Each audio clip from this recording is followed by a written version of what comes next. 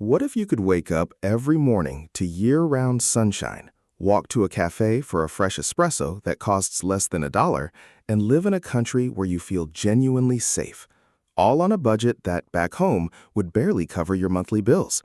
That is not a fantasy. That is the daily reality for tens of thousands of American, British, and European retirees who have already made the move to Portugal or Spain. In this video, we are going to walk you through everything you need to know before you make that decision, from costs and healthcare to visas, housing, and the mistakes that catch most foreigners off guard. Let's get into it. Portugal and Spain are not simply cheaper alternatives to living in the United States, the United Kingdom, or Northern Europe.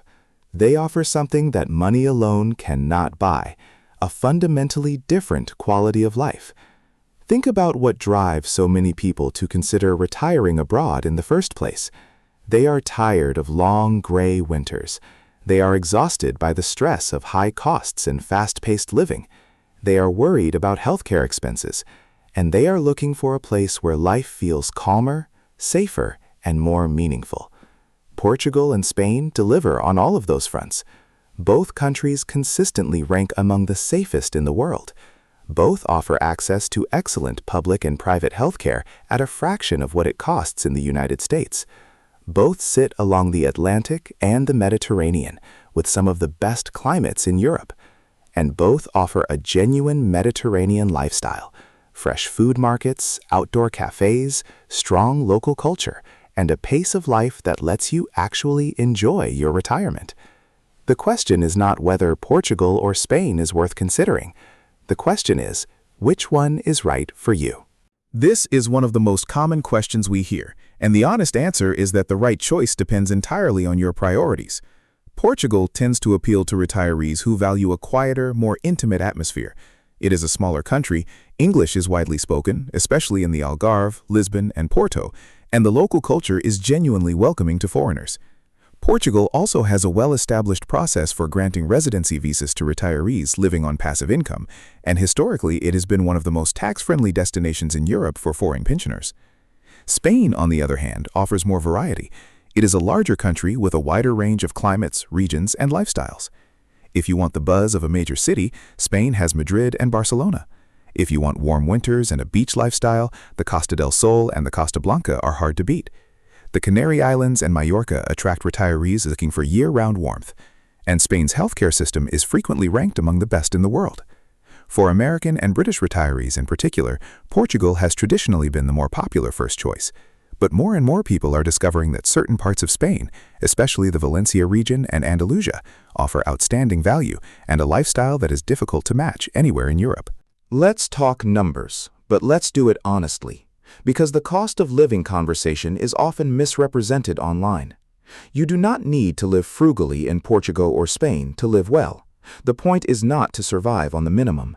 The point is that your money goes significantly further than it does back home.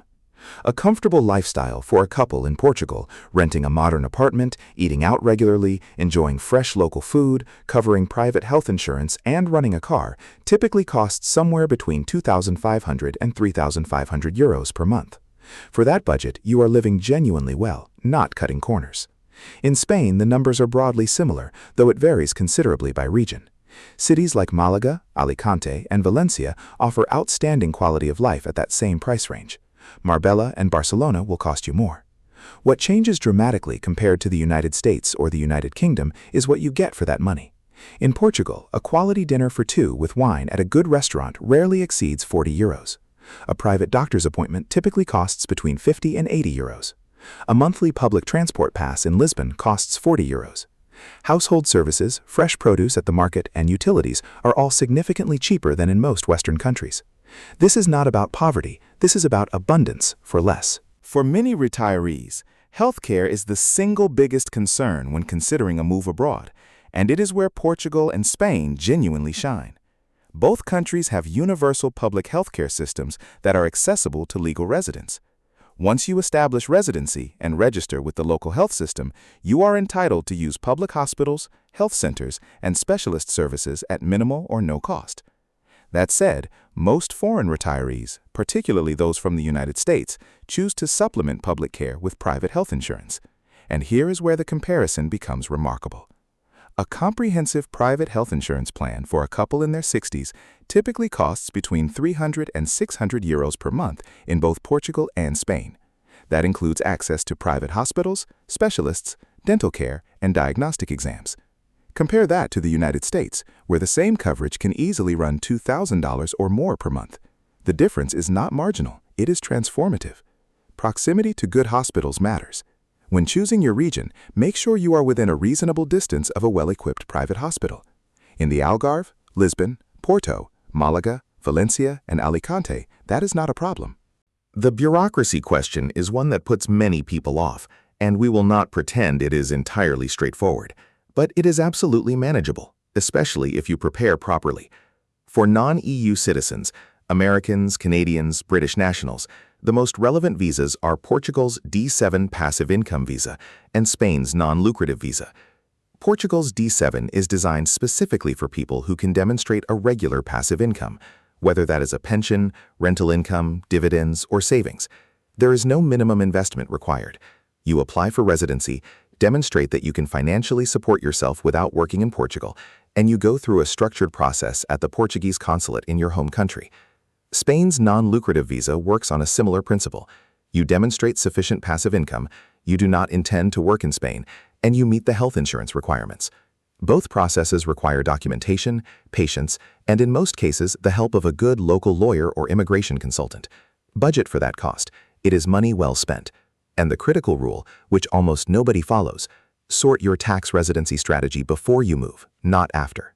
Choosing the right region is arguably more important than choosing the country. In Portugal, the Algarve remains the top destination for foreign retirees, particularly British and Irish nationals. It combines a warm climate, beautiful coastline, excellent golf, strong expat communities, and good access to private medical care. Cascais and Estoril, just outside Lisbon, attract a more cosmopolitan crowd looking for the combination of city access and coastal living. The Silver Coast, stretching from Óbidos to Nazaré, is increasingly popular for those who want a quieter, more authentically Portuguese experience at lower cost. In Spain, the Costa del Sol, and Malaga in particular, has become one of the most sought-after destinations in Europe for retirees. The Valencia region, including Alicante and the surrounding Costa Blanca, offers extraordinary value with a fantastic climate. And for those who want year-round warmth, the Canary Islands, particularly Tenerife and Gran Canaria, deserve serious consideration. The single most important piece of advice on housing is this: rent before you buy. Always. Many foreign retirees arrive, fall in love with the place during the summer months, and make an immediate decision to purchase.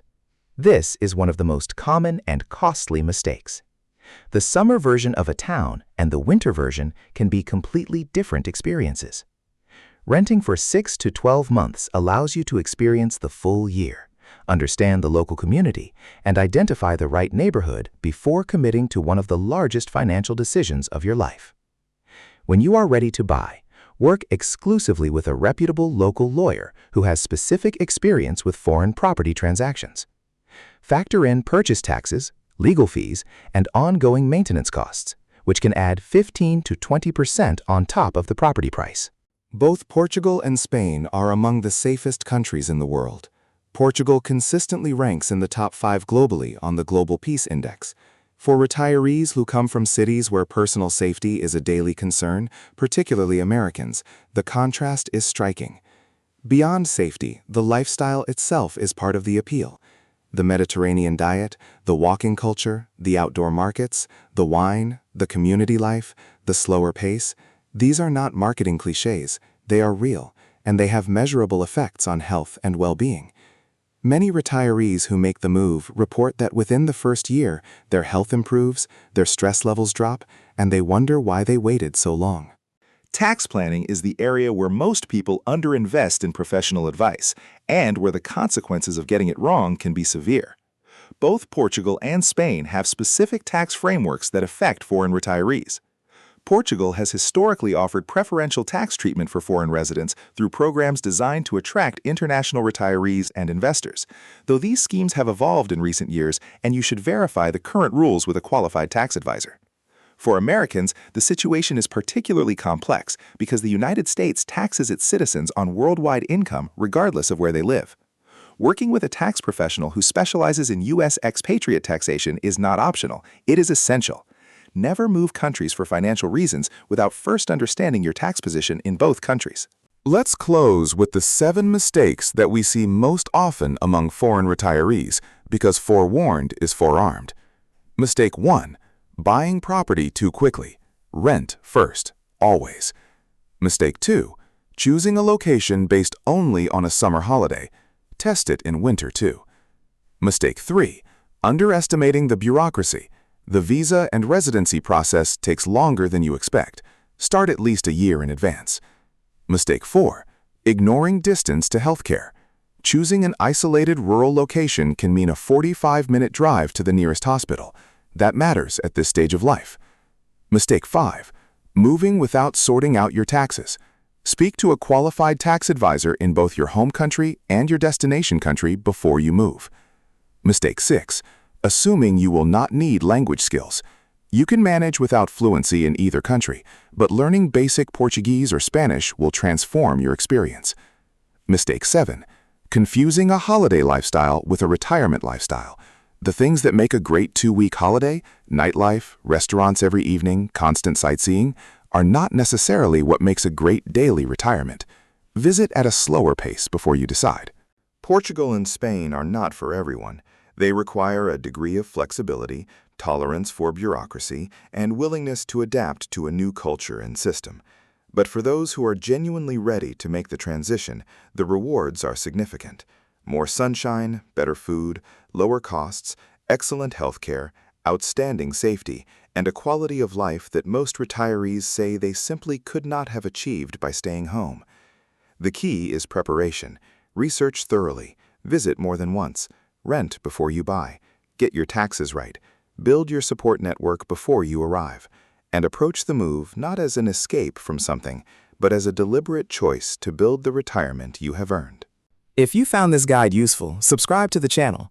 We publish new videos every week covering specific regions, real budget breakdowns, healthcare comparisons, visa step-by-step guides, and interviews with people who have already made the move. And if you have a specific question, whether it's about Portugal, Spain, or comparing the two, drop it in the comments. We read every one.